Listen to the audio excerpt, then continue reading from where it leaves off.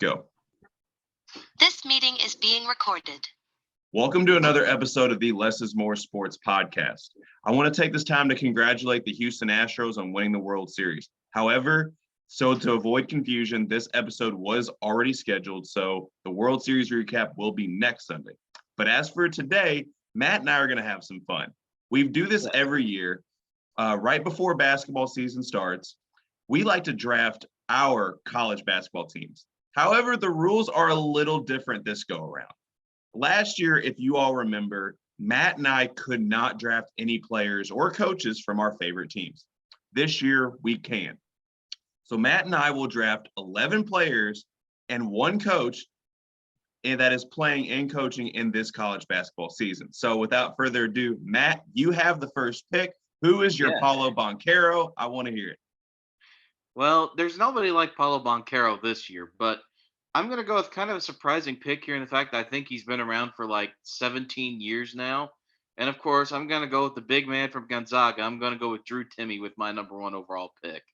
I know, and this is not to discredit Oscar Tshiebwe. He's a great player too. But with the way I'm building my team, he doesn't really fit the mold, but he's going to be also up there for player of the year. But I'm going to go with Drew Timme because, like I said, he's a veteran. He's got leadership. We talked about him ad nauseum like the past two college basketball shows we've done. So I'm going to cut it off there and just say Drew Timme, number one overall, just for my team roster construction. So Les, hit me. So doesn't hurt my feelings at all that you didn't draft Oscar Tshiebwe. If you follow the channel, you know that I left Oscar Tshiebwe off my first team All-American preseason ranks. But you know what? I am going to shock the world because I am going to go with a Tar Heel with my number one overall pick. But it's not the one you're probably thinking. It's my preseason ACC Player of the Year, RJ Davis.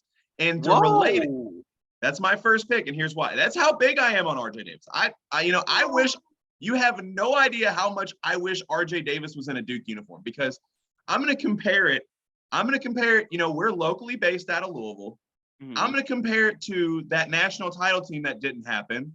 And you know how Russ Smith was the one who got a lot of credit because of his highlight plays, his scoring ability. But Peyton Siva was the player that was the engine that made that team run. That's how I feel about RJ Davis. That's an excellent point, yeah. But still, you blew my mind here, buddy. Like my mind is like we're everywhere right now. That's all right. So you know what? My first pick is RJ Davis because that's how important I think he was to the Tar Heels run last year. And I want that point guard that's going to run the ship. All right. I can agree with that. And so, Les, I know with my number two pick here, since we can actually draft the players from teams we actually love, I've got to do it. I'm a little bit hesitant because I'm still waiting on the jumper to develop. But I love the leadership. I love the physicality. I love the fact that the Big Ten allows for like people to bang into each other. So I've got to go with like the representative from the team that I love, the Indiana Hoosiers. I'm going to go with Trace Jackson Davis here, number two for my team. I would be very disappointed if you did not take Trace Jackson Davis. So I am going to take a page out of your playbook and draft one of my Blue Devils. So I am going to go with who I think our best recruit was coming in, and that is Dariq Whitehead. He was the National Gatorade Player of the Year. He can score at all three levels. He can play defense. He's an elite athlete. There is nothing to not like about Dariq Whitehead, and he's a very underrated facilitator. I think him and RJ Davis can complement each other really well. But, of course, RJ Davis is that type of guard. He'll make any backcourt mate work. And not to mention you have one with the talent of Dariq Whitehead, who I like so much because he reminds me of my favorite player of all time, only a taller version of him, and Dwayne Wade. So I have Dariq Whitehead with my second pick. Whenever you're ready, I'm going to go. So, that was my second pick. So you're good. That was your second pick. Okay, so Les, for my third pick, I'm going to need somebody who's going to deliver the ball around, and I know exactly who I'm going to get. This dude is a super senior transfer. I was high on him last year. I'm high on him this year, even more because he's on a new team. He's gone to Memphis. He left SMU. Kendrick Davis. Ooh, I like it. Welcome to the team, Matt McClellan, where I guess everybody's a super senior because that's who I like to draft. So that's who I'm going with. I really love this guy. I love his game. I love the way he distributes the ball. 19 points per game last season. He's only 6 foot, but that's not a knock against him because even if he doesn't have all the height on the court, he's got big games. So I'm going to go with Kendrick Davis, third overall pick. It feels like I'm just drafting in order as far as position going from point guard up because my third pick, I'm going. Oh, okay. Because my third pick, I'm going with a wing, my first wing option. And that is who a lot of people are picking to win Pac-12 Player of the Year. And I'm going to go with Jaime Jaquez. Not to be confused with Jamie Jaquez. It is pronounced Jaime Jaquez because he is of his yes. Right. So my third pick is Jaime Jaquez. That man deserves all the love in the world we can give him. So I'm happy to do that. Yes, sir. So for my fourth overall pick, there's a team we both were absolutely in love with, Les. Mm-hmm. When we talked about Gonzaga and are they the best mid-major team, and we both said no in favor of this team. So I'm going to go with Marcus Sasser here Solid as my pick. fifth overall pick. Just a guy who I think is going to he's going to have a breakout season. 17.7 points per game last season. 6'2" guard. Very astounding what he can do with the basketball. And I know I have Kendrick Davis, but I'd like to have two guards. So I'm going to go with two here. And I'm going to take Kendrick Davis from Houston with my fourth, or Kendrick Davis from Marcus Sasser from Houston with my fourth overall pick. I'm going to do the homer thing, Matt, to round out my for my fourth pick.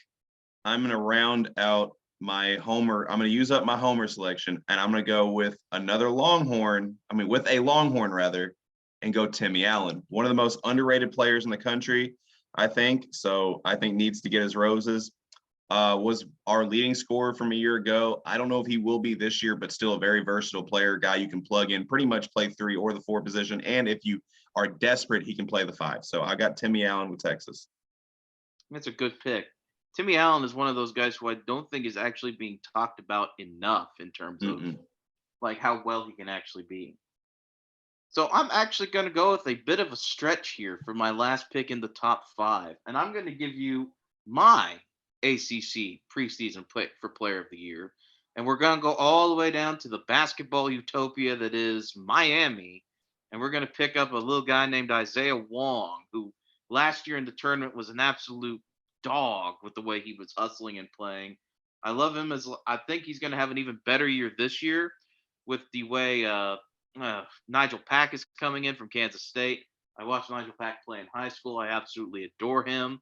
So I'm very excited to see what Isaiah Wong will do this year for Miami. So I'm going to make him my 5th overall pick.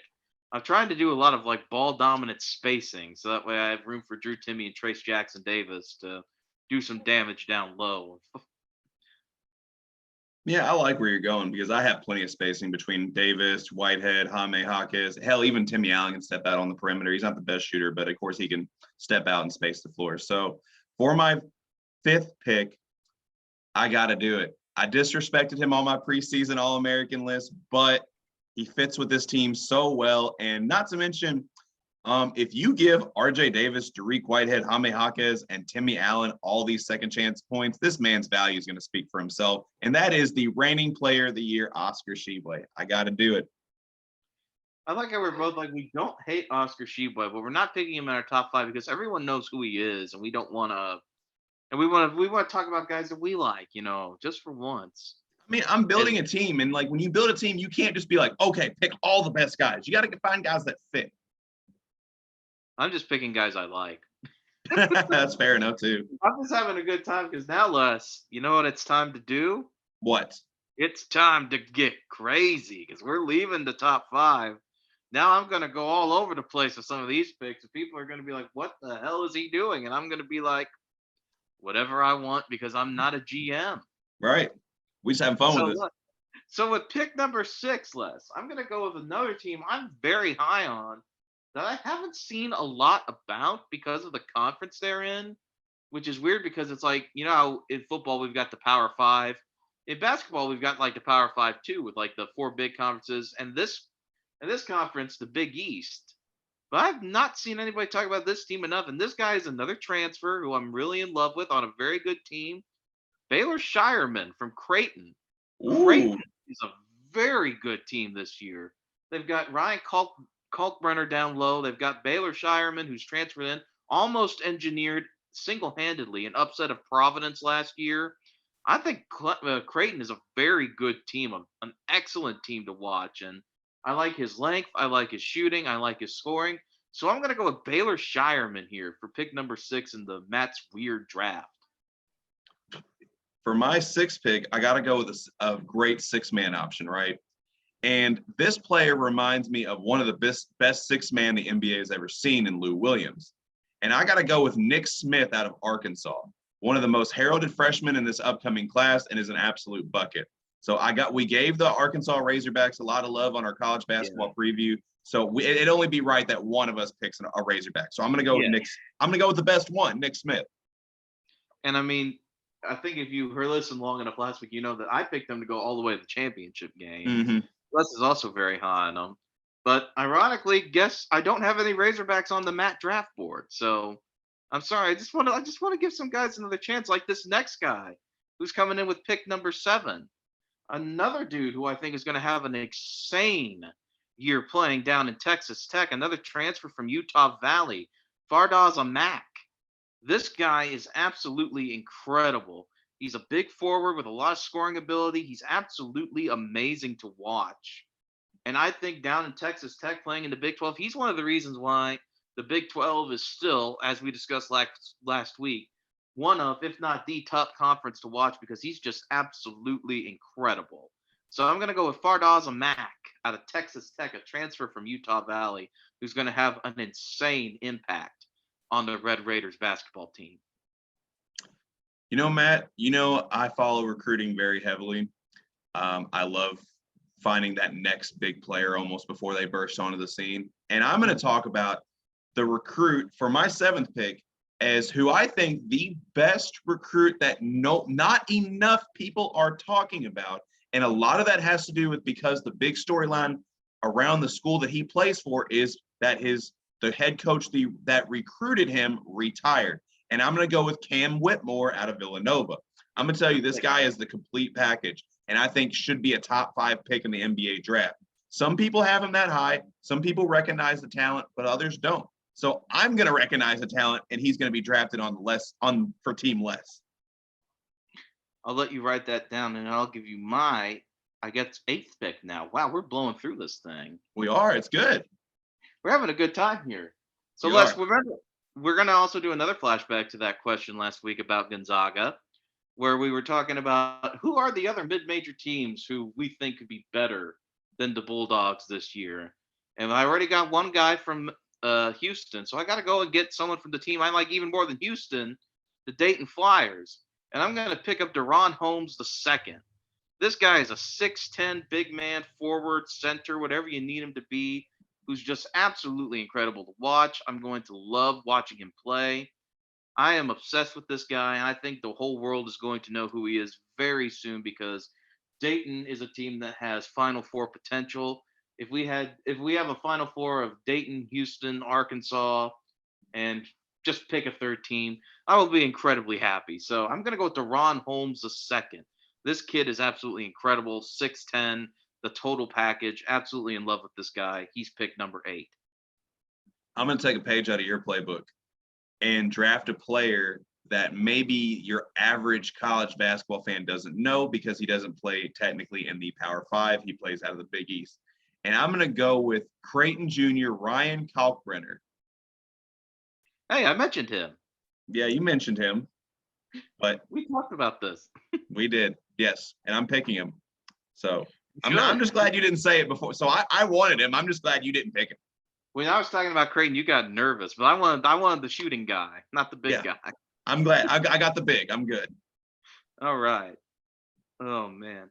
Now we're getting into where it was tough to determine who I was going to get, but I with this next pick, I'm really happy with it. So, Les, another team I'm very high on this year. Remember last year when we talked about Colorado State?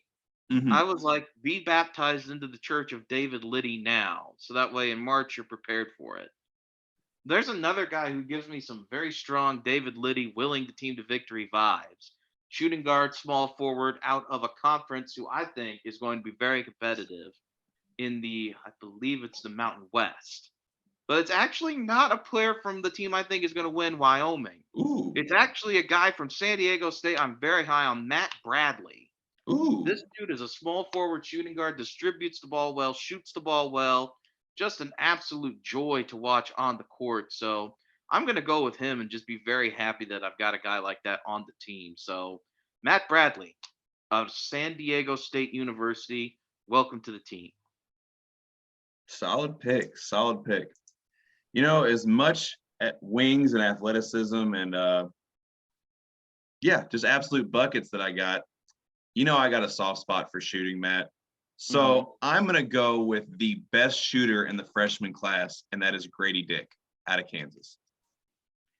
I can only imagine the poor chance this guy's going to hear every time he goes into an opposing building. I almost said don't be that guy, Matt. You know what? And I should have said don't be that guy. Come on, guys. Yeah, You people come up with creative perverts. Chad. You Be perverts. creative. Use your brains, people. Use your brains.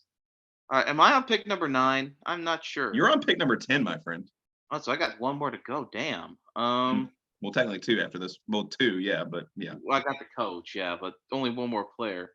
And I gotta check the big board because now I'm like, who do I want to go? Oh, you know what? I'm just gonna do it. Another face returning, who I really am high on and absolutely adore. You know this. We all remember the 2020 COVID year in Indianapolis, where a school won our hearts by beating Ohio State. And I like this guy as a point guard. I like him as a shooter.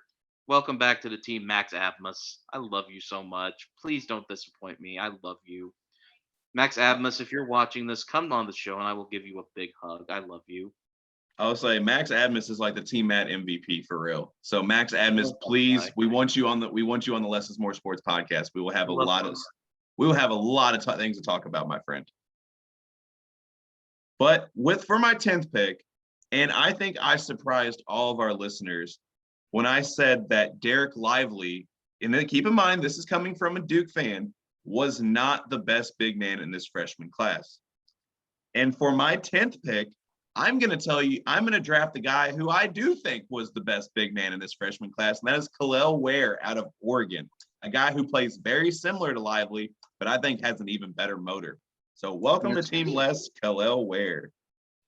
Plus, I couldn't draft Lively if I wanted to because I already drafted Greek Whitehead, yeah. Yeah. Well, Les, this is our final pick. So I've got to get another big in there, somebody who's really devastating. And I thought he'd be off the board by now because I thought you might have picked him already. But it came down to 2 guys. Clifford Omiori from Rutgers, who's a 7-foot absolute behemoth of a human being, who I think is going to make a big difference for a Rutgers team who's very sneakily good this year. Keep your eye out for Rutgers. They've got Caleb McConnell. They've got Clifford. They're going to be a very good team. But I've got to go with where my heart is, Les, here, and you know that. So I've got to pick the biggest player in college basketball from a team that's a friend of the program, Jamarian Sharp. I got to do it. He's on the board. I thought you might take him, but since he's there, I'm going to take Jamarian Sharp. With no disrespect to Rutgers, I think they're going to be a team no one sees coming that's very good this year because they've got a guy like Clifford Omiori, who's huge. They've got Caleb McConnell. With my final pick of a player, I'm going with Jamarian Sharp. So I'm going to keep this trend going. And for my final pick, I am going to go with the friend of the show, and that is Davion McKnight out of Western Kentucky, a guy that I know all too well. He was going to be my 11th pick as long as you didn't draft him regardless. So I just didn't want to take him any earlier because that would be the almost 2 homer thing to do. Yeah. I covered him for years at Collins High School, so it's only right that Davion makes the list. Are we going to have to retitle this podcast like Tops on Top or something? Because I think we're trending in that direction, Les. We're trending in that direction. Or the Davion McKnight fan page podcast. Yep. Davion McKnight, Jamarian Sharp, Emmanuel Akot, a guy they got from Boise State, who's a very good defender. Dante Allen, Mr. 2019 Mr. Basketball in Kentucky. Christian Lander, transfer from Indiana. You know what? Screw it. Let's invite the whole Western team on. Let's invite Big Red on. You know what? You know what's funny? I got a story about that. Rick Stansbury, when I was covering a game at Collins, I met Rick Stansbury. This man starts joking on me because I'm wearing a Duke hoodie. So this man just starts trying to tease me for being a Duke fan living in Kentucky. He goes, "Man, I bet your life's hell." I'm like, "You have no idea, my friend."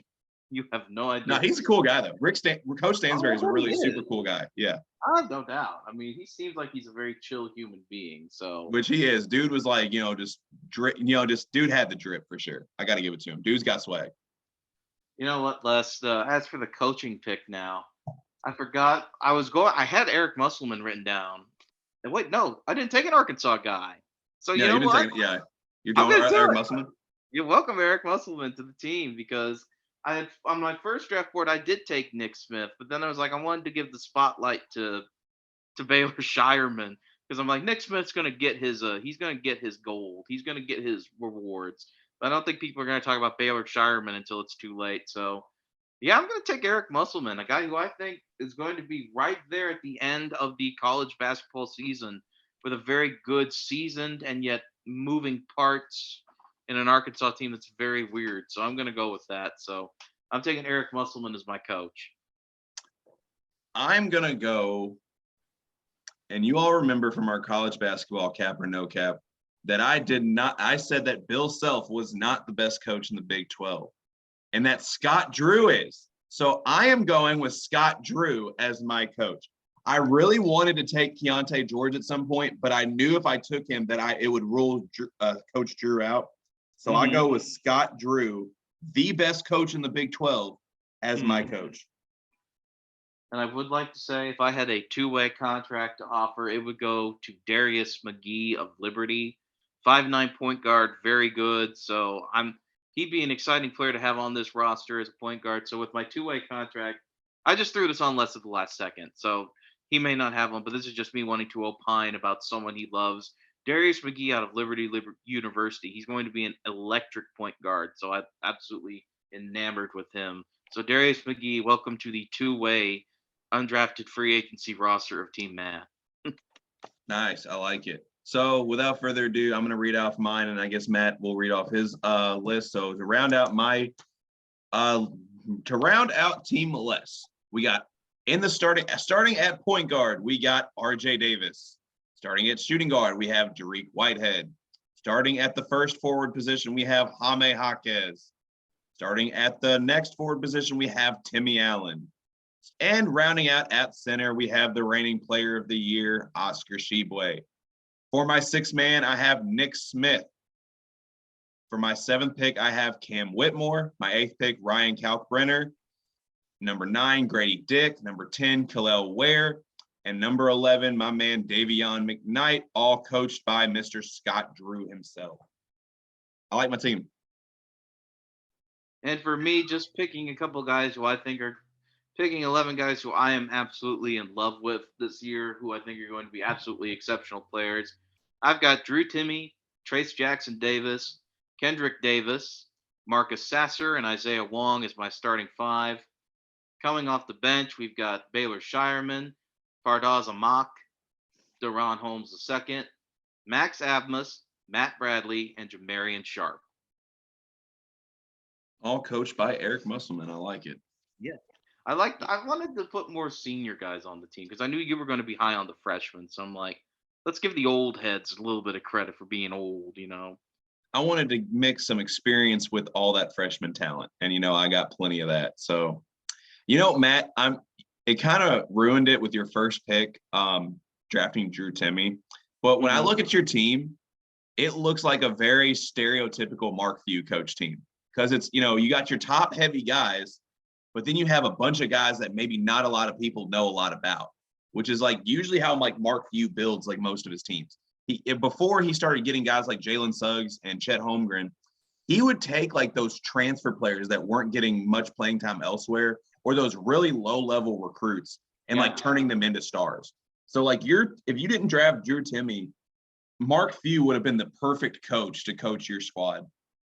I don't know who I would have gotten. Yeah, because Mark Few was considered until I realized I didn't take an Arkansas player. I actually had Scott Drew as my coach, so I'm glad that worked out. Mm-hmm. And you know what, Les? It also amazes me how many guys we talked about last week we actually didn't pick.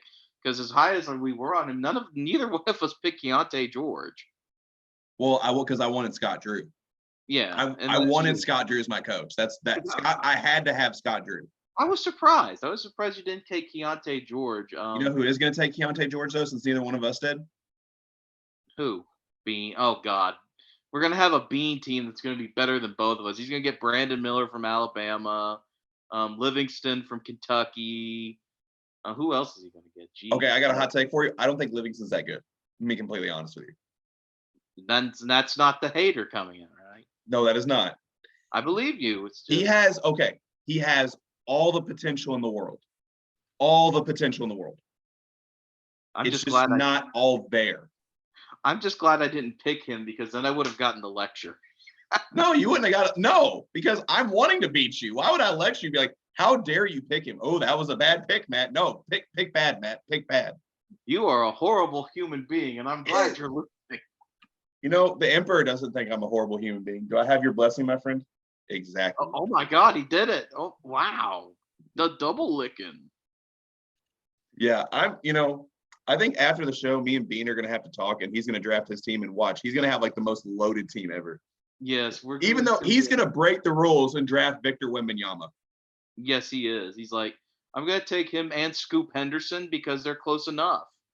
And they're not on the same team, so it works. Yeah, it works. Oh God, Bean was playing us the whole time. He's like, I am the Emperor. I rule this show. I have the best players. My crap, you foolish humans. And for my final act, I bring Mike Krzyzewski out of retirement to coach the squad. You've seen the Redeem team. We are not losing to that damn Greek team. I am now going to pick everyone. I don't matter. It doesn't matter when I have Victor Wembanyama. I'm going to pick the bench of the Iona Gales. Oh man, you're just trying to. He heard us. He's mad now. So.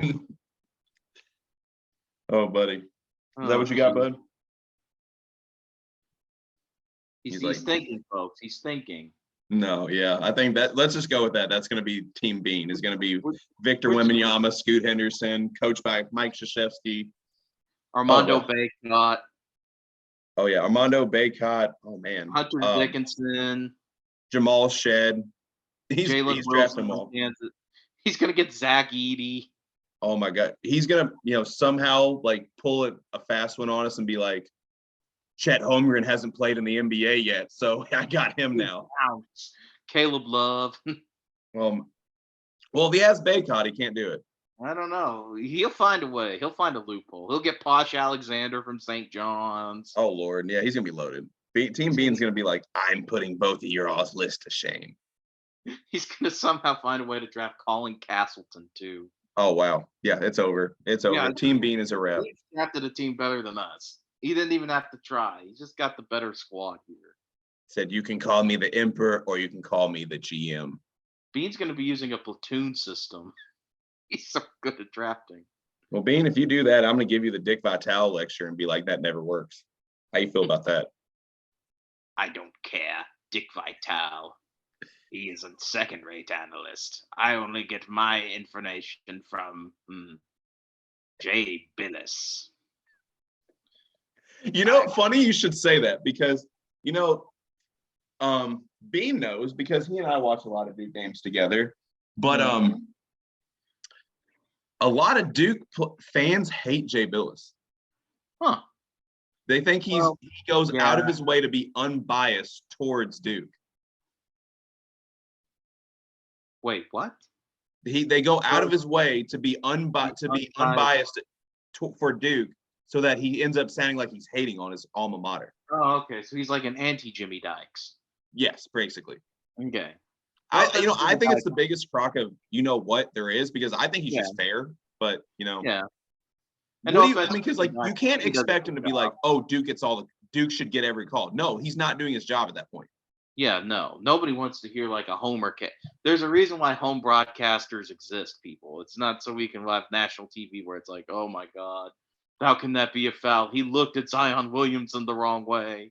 Right. To use an example. There was one game back during the Zion era where it was just like unbearable. I think it was in like tournament they were playing in. It was just I couldn't believe how bad the commentary was.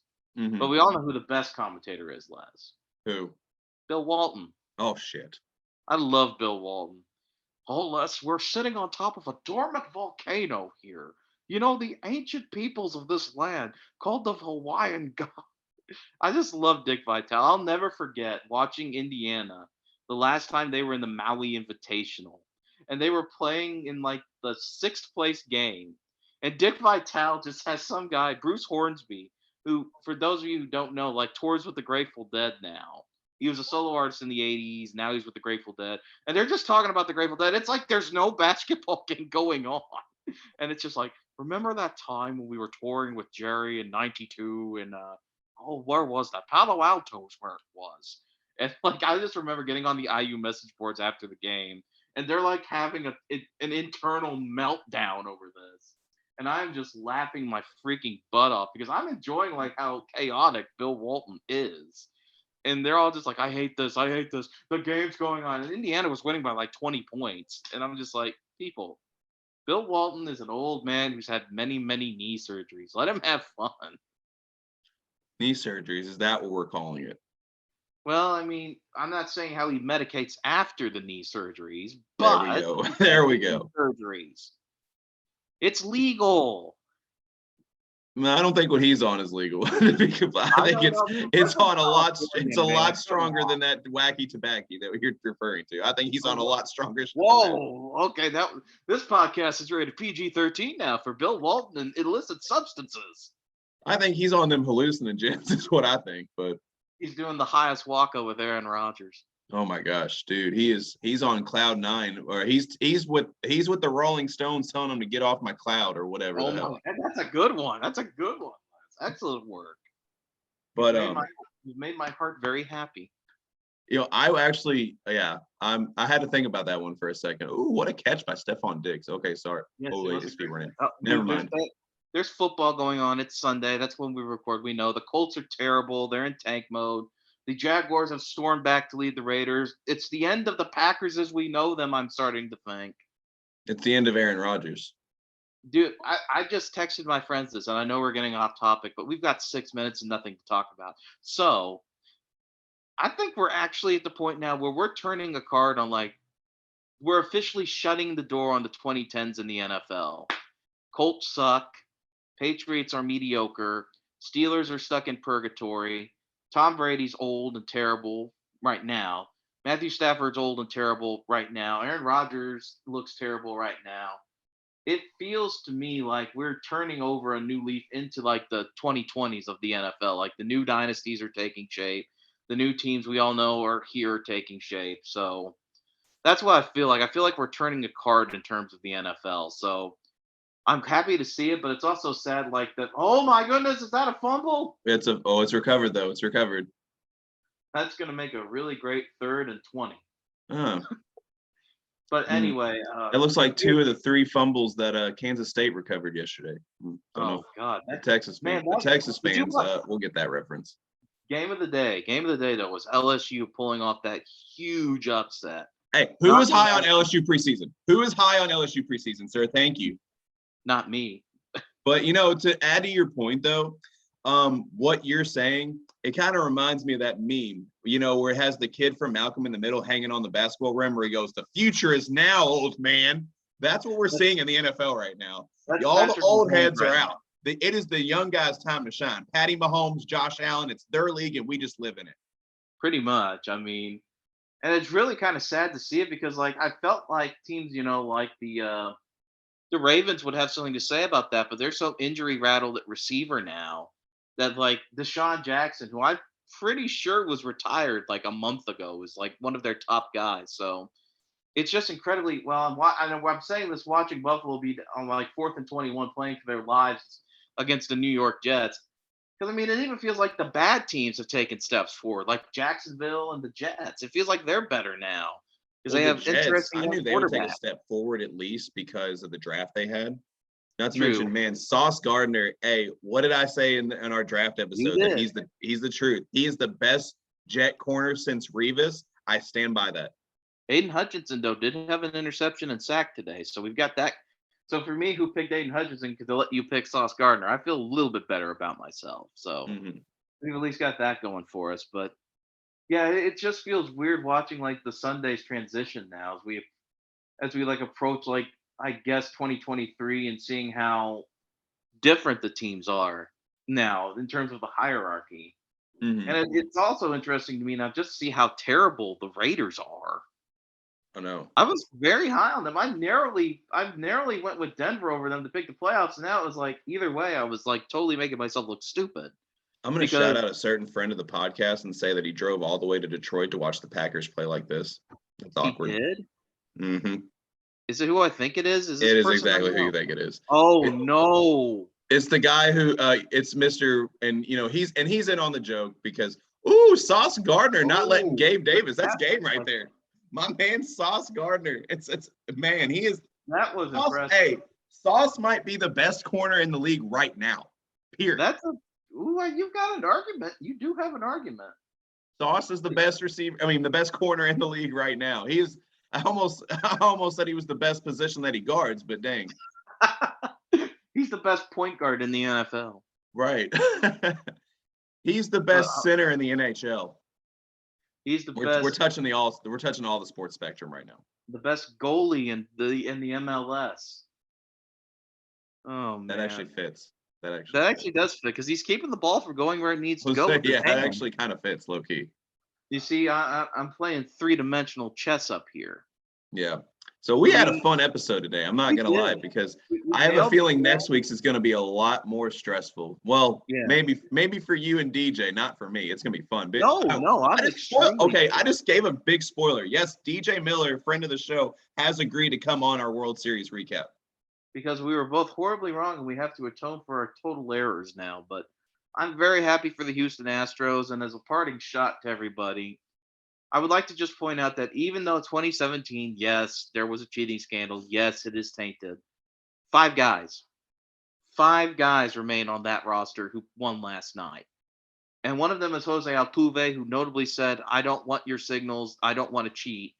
Two of them are pitchers, and the other one is like Alex Bregman, who I don't know about. But the crazy thing is, you just need to get used to Houston because we're like entering Dynasty Part 2 because Jordan Mm. Alvarez, he's great.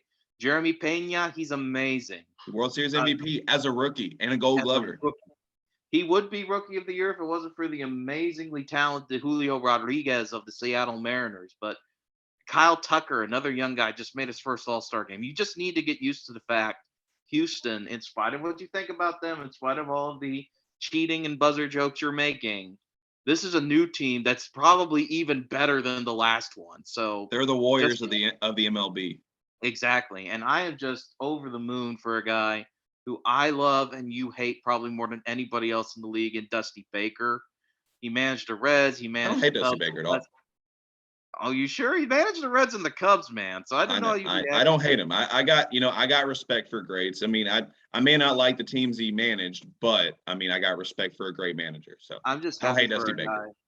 All But we those got wins. less, Matt. We got less than a minute. So as I know. always, like and subscribe to Less is More Sports YouTube and Spotify channel. Follow the social media pages on Facebook and Twitter. And without further ado, Matt and I had a fun episode, but we got to go.